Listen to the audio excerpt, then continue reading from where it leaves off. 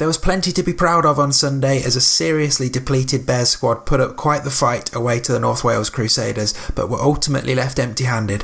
We've got all the reaction from it because we're the world's greatest podcast about the Coventry Bears. This is Bear Necessities.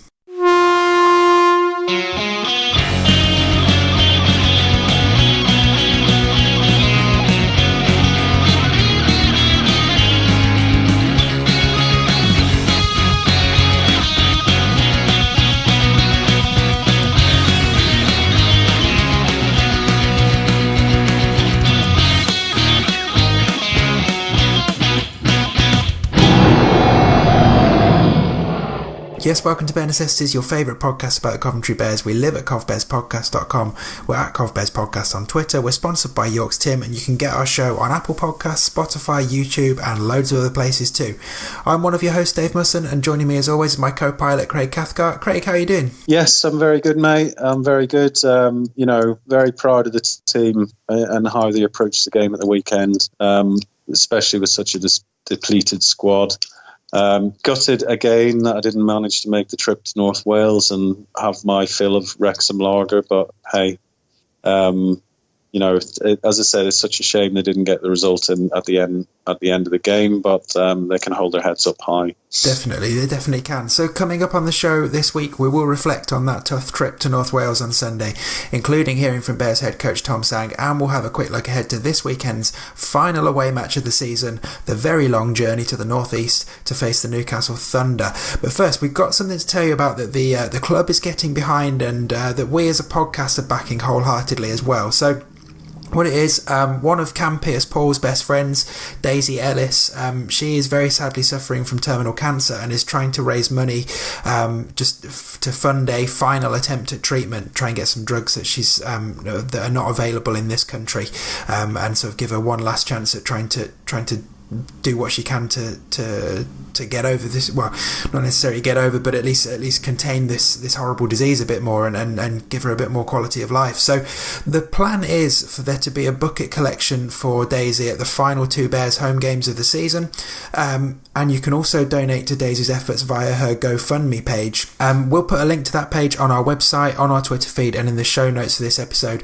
That's it really. It was really an awareness raising thing. Please, if you can help, if you can afford to help, let's see if we can help Daisy make her target and give her the treatment she really needs. So just a reminder that there'll be a GoFundMe link that you'll be able to find on our socials, and there will be bucket collections at the final Bears games of the season. So just wanted to flag that at the top of the show. We're obviously wholeheartedly supporting this, the club are as well, and I think that speaks volumes of what the club is about, doesn't it, Craig? Yeah, it's a horrible situation, and but the club are looking.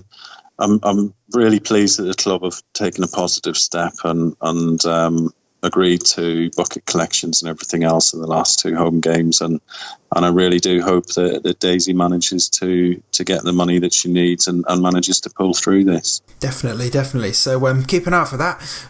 But now let's turn our attention to last Sunday's game, which saw a very patched up Bears squad travel to Wrexham to play the North Wales Crusaders, and it started pretty well for them. The Bears raced to a 16-0 lead with tries from Rhys Rance, Harvey Whitley, and obviously Elliot Hall. But the Crusaders pulled it back to 16-4 at half-time before just blitzing the Bears away in the second half, as the Bears' lack of recognised forwards really took its toll. Crusaders ended up winning 33-16.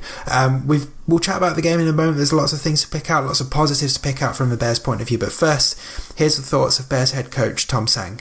I mean, from what I've been able to glean from people who were there and from following the game online, it seemed like there was plenty to take pride of in your performance on Sunday, but that ultimately you just couldn't catch a break. I mean, how was it from your point of view on Sunday? It started off sort of as we were doing a selection through the week, and even on the day. I know we've spoken about injuries and things like that not being an excuse, but I feel I got to mention because there's a few boys that have done it tough as a result, as a consequence of things. So obviously from last week we had Harry Kaufman out, Lewis Taylor has been recalled back to Sheffield, Ollie Perslow has broken a rib, so he's out for a while.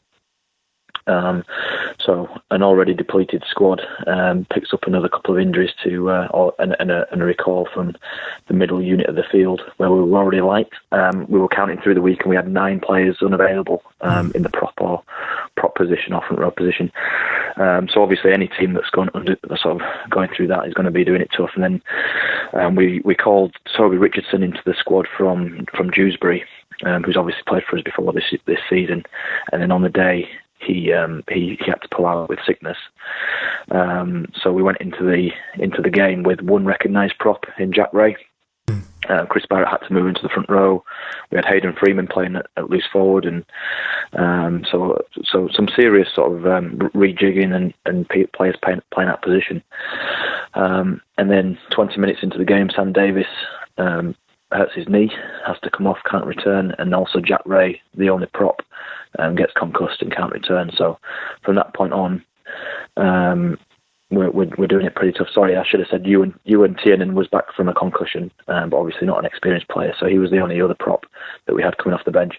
So yeah, from that point on, we were doing it tough. Hayden had to push into the front row at one point. Jacob Jones playing at loose forward. So yeah, we were doing it tough. So all those things considered, for us to be in the lead 16-0 with 38 minutes gone was credit to just the sort of the defensive attitude more than anything, and also I suppose with the ball we were really focusing on completing sets and sort of trying to be a lot more conservative with our play, which was what we needed from previous games where we've been forcing passes and forcing offloads that haven't come off. So we wanted to just keep it nice and simple, nice and direct, and that was working for us. But I think the second half was just a tale of us running out of players who could play in the middle, and we just got, like, in all honesty, a little bit steamrolled for 20 minutes or so in the second half, and we just couldn't handle their big players when they rotated. Our guys were out on the feet at times. So yeah, for us to be even in the game was deserved praise and credit. So for us to be in with a chance of winning that game at one point was even more so. So yeah, I can't be too down on the performance, but obviously it's not great to lose as well. No, definitely not. I mean, another obvious positive that jumps out is that Elliot Hall scored again, and Rhys Rance scored again. I mean, that's 4 in 4 for him as well. It must be pleasing to know that you've still got, aside from the fact that they've managed to avoid injury, touch wood, you've still got those strike weapons in your back three. If you can get, as we've talked about a lot this season, if you can get the ball to the right players, you guys can score from pretty much anywhere, can't you? Yeah, and that's where we've been pretty fortunate, is our back line has, since Nick Newman left, has pretty much remained unchanged. The odd tweak here and there in the halves, but generally speaking, it's remained unchanged. Certainly the back five, and they've been able to build some steady combinations. Obviously, Rhys and Kadeem returning from their rib injuries has helped. But yeah, obviously those outside backs, they've had to step up. With us missing so many props, they've had to do extra work and make sure that they contribute a bit more with the ball coming away from our try line, and they've managed to do that for the most part, especially on the weekend. So yeah, that's obviously a positive. But I've got to say, the likes of Chris Barrett and Hayden Freeman, who was my man of the match, and James Mason, who's back from a long absence, and Jacob Jones, those guys really stepped up. Having to play long minutes in the middle of the field is tough. Do you ever catch yourself pondering like what might have been when it comes to this season? We're getting towards the end of the year now, so you're obviously going to be a bit more reflective on it, or is that kind of thinking not really helpful, and actually it's just got to accept it's been tough on the injury front, tough on in terms of some players leaving midway through the season, and the kind of disruption of not being able to play at home as well. Do you just have to accept those things, or do you ever catch yourself wondering what might have been, given how well the team started this year? Well, it's a bit of both, Dave. Obviously, there's some of those things that are not in our control, and we can't really affect them too much, so we can't worry about them too much. But at the same time, you do obviously think, if only we'd have had an X number of players for certain games, or even just generally speaking, because obviously you're going to have injuries at certain times. But I think we've been particularly unfortunate in that respect second half of this season, and just a little bit more consistency. And I'm absolutely certain we would have got more wins than we have done, and some of those results that got away from us would have been closer. So, generally speaking, the guys that have played sort of week in, week out, they've been great, really. You can't really knock most of them. There's one or two guys that sort of are a little bit quiet at times, but the other factor is, alongside the injuries, I was looking at the sort of the team list from the weekend, and just the sheer age of the team and the experience that's in the team at the moment. You've got probably 75% of the team are 21 or under, and playing, and most of them are playing at this level for the first time. So it's always going to be difficult coming up against experienced teams. So all of it doesn't help us right now, but I'm sure all the players that have been through this patch of adversity will be better for it in the long term. So that's the sort of the silver lining that we're trying to hold on to. And obviously we want to just perform as well as we can do for the rest of the season. And if we can get wins along the way, then fantastic. But if not, which would be disappointing, if not, then we just need to make sure that we're making sure that the lessons are being learned along the way. Mm-hmm. Well, I wanted to sort of close off with a look ahead to the final 3 games. I mean, you're doing it pretty tough. Your last 3 games are against the current top 3 in the division. What does that make you think in terms of looking ahead to those games? Are you at the point, I'm sure you won't be, because having got to know you the last couple of years, I doubt this would be you, but are you either at the point where you just want this season to be done, or do you see this final 3 as almost being a free hit for you, because there's realistically, there's no pressure on you. Nobody's expecting you to necessarily win either of the remaining games. So does that potentially give you a bit of freedom to express yourselves and try and finish the season on a positive? Yeah, I think obviously you said there we're playing the top 3 teams the last 3 games.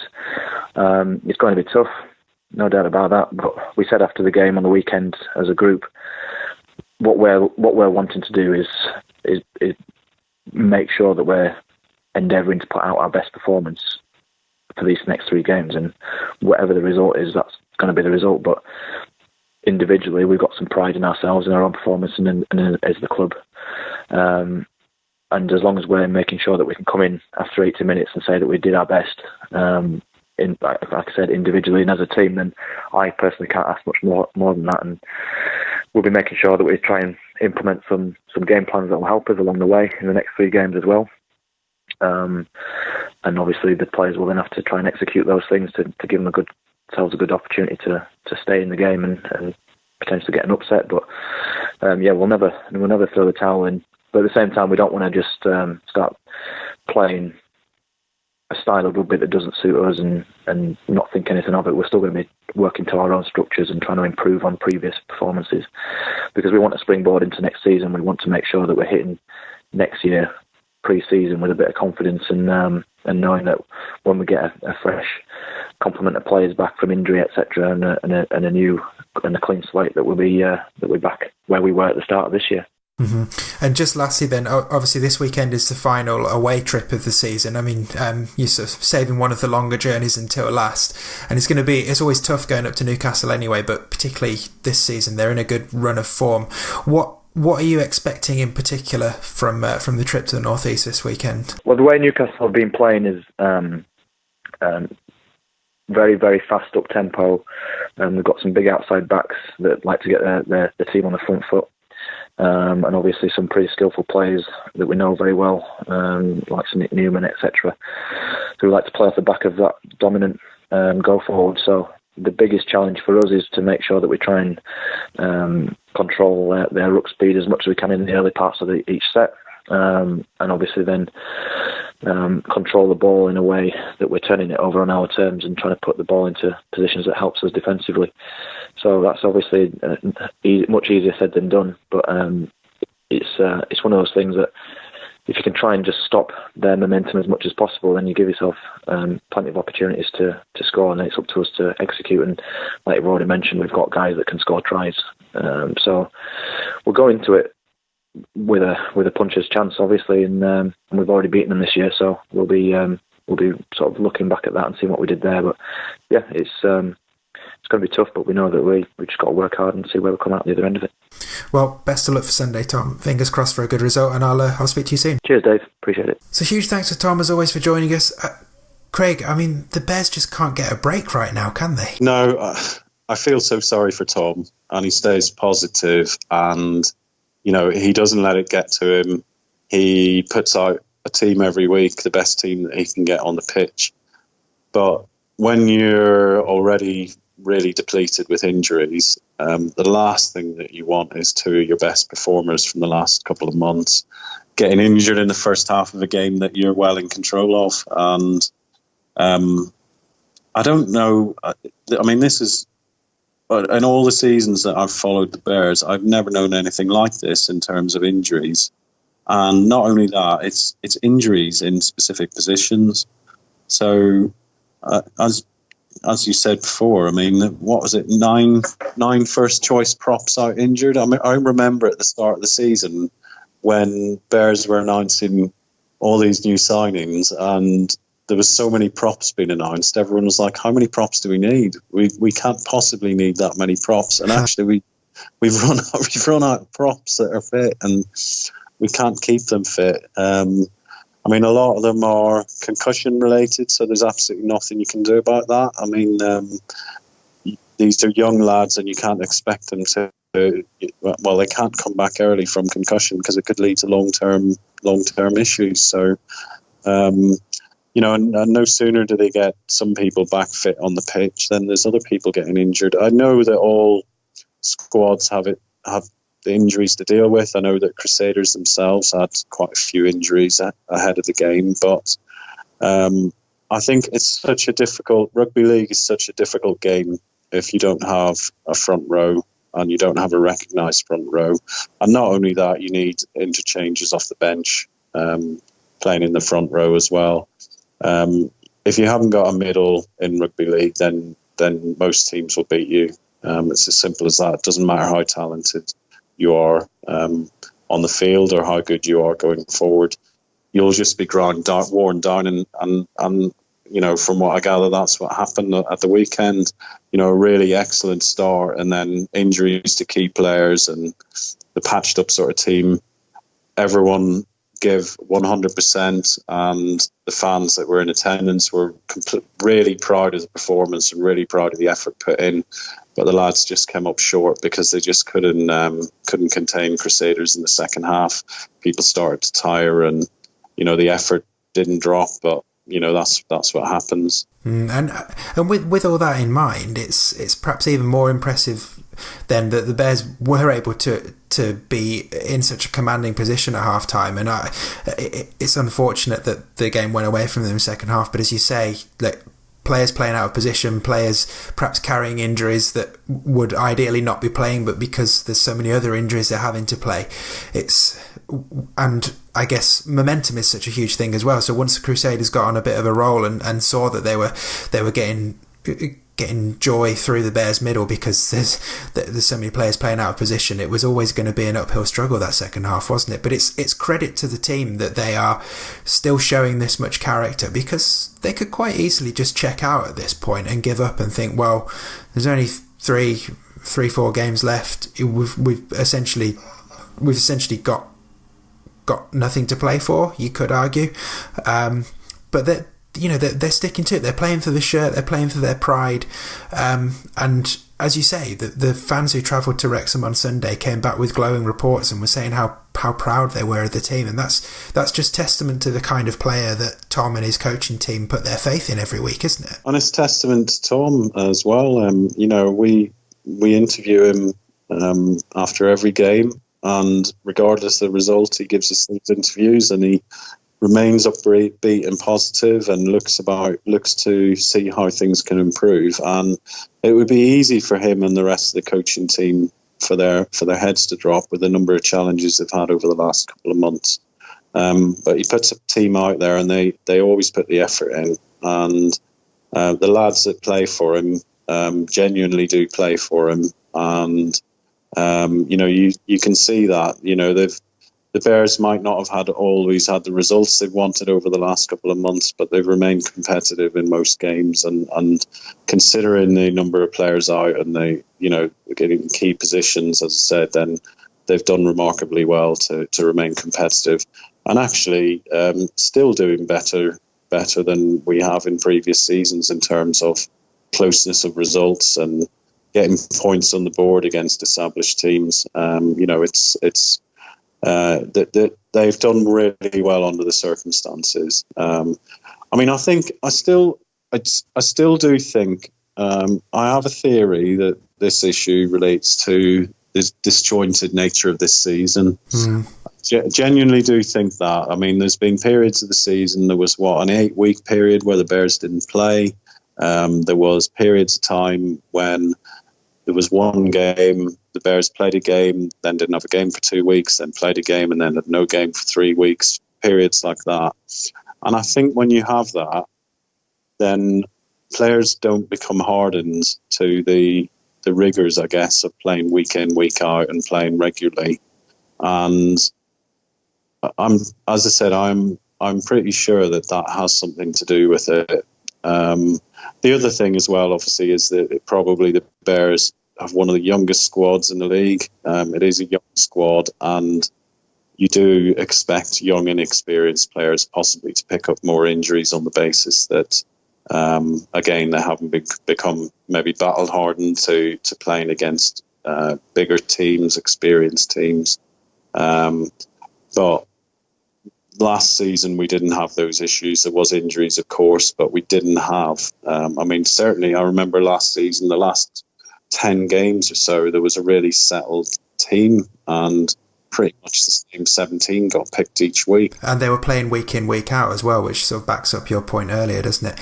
I asked Tom in that interview if he ever catches himself pondering what might have been this season, and I think putting aside the disrupted fixture list and the moving around of home grounds as well for the Bears, it's one of those seasons, isn't it? It really does feel like not a lot has gone the Bears' way. You look at the key points over the season. That Scholars home game, if they'd have seen that one out, how might that have set them up over May? And the North Wales game at home, we were expecting so much from, and for the first time this season the Bears were quite flat that day, and North Wales came away with the win. There are definitely points in the calendar where, had it gone the Bears' way, as we saw last season, a couple of strong results and it gives you the momentum to go on a bit of a run. And obviously West Wales away, like we'd have probably banked on that being a Bears win as well. So there's definitely points of the season where you just wish though the Bears could have either had a bit more of the rub of the green, or had a full squad to actually pick from and make it a fair fight, don't you? Yeah, absolutely. I think though that what it shows is the progress. It is more, I guess, in previous seasons we've been kind of accepting that the Bears will go into most games and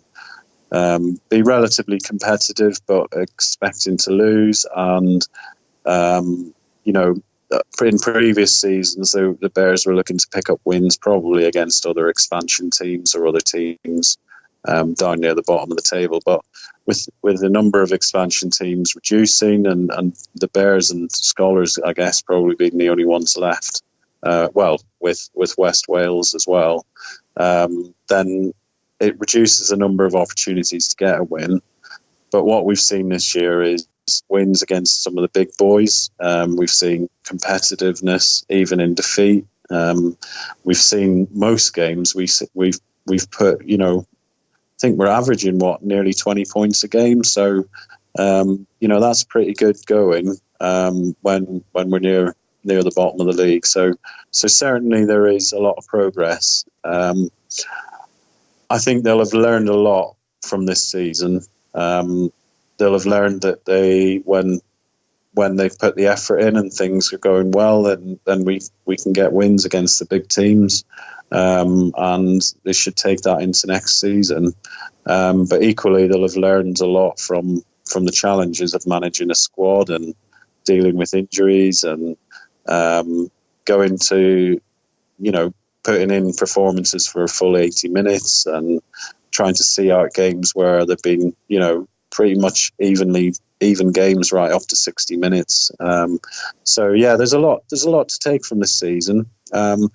I guess you could look. I think you probably can look at it and think, particularly with the results earlier on in the season, and you think if only they could have got another couple of wins in that first half of the season and been pushing for a top 6 place, then things might have been different. But I've enjoyed the roller coaster that is this season, and as I said, I think everyone will have learned a lot from it. And and we've also learned that you can't have too many props as well.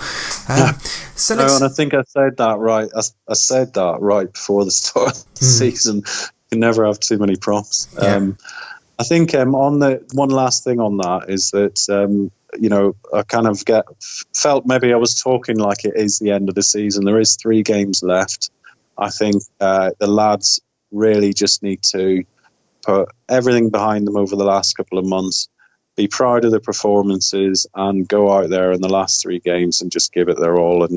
And I think if they could pick up a win or some points in the last one of the last 3 games, then that would really put the icing on a relatively successful season, I guess. Well, that's where I was gonna round off this show, is looking ahead to particularly to this weekend's game. So the final 3 games, in case you missed it when I mentioned it to Tom in the interview, final 3 games are, pretty easy. Just the top 3 teams in the league at the moment. That's fine.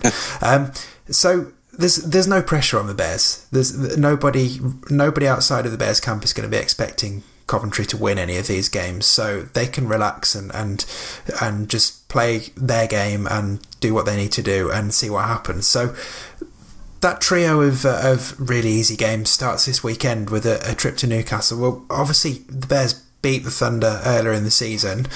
Thunder were a bit disrupted at that point. They were having a bit of a chaotic start to the season, but that's not to take anything away from the Bears, who were absolutely terrific that day.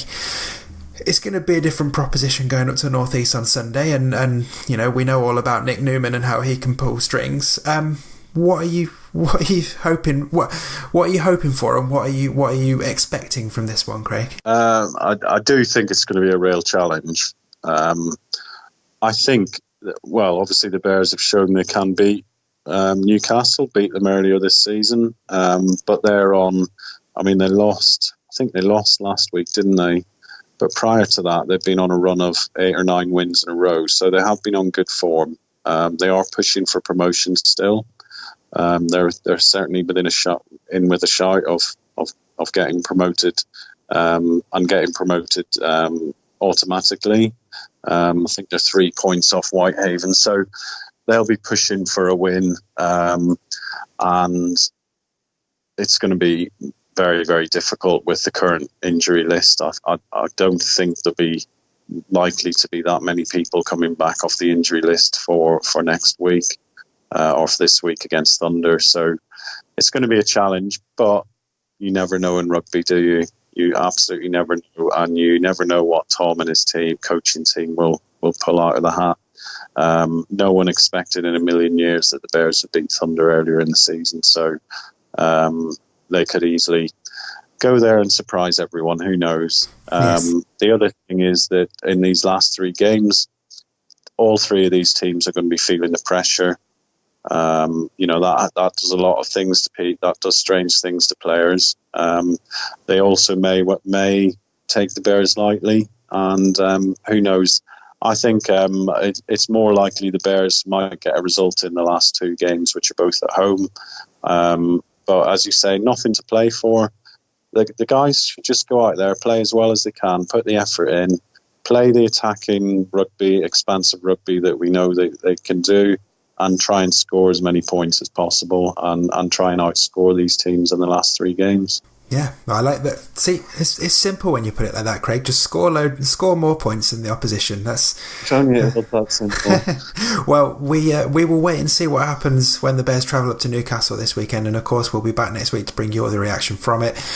Don't forget, we live at covbearspodcast.com. Well, we don't literally live there, obviously. I say that every week. Metaphorically, we live there. We each have our houses. We don't actually live at a website. We're sponsored by York's Tim, and please do tell a friend about our show. And of course, if you can, if you're able to, then do consider donating something to Daisy's fundraising appeal.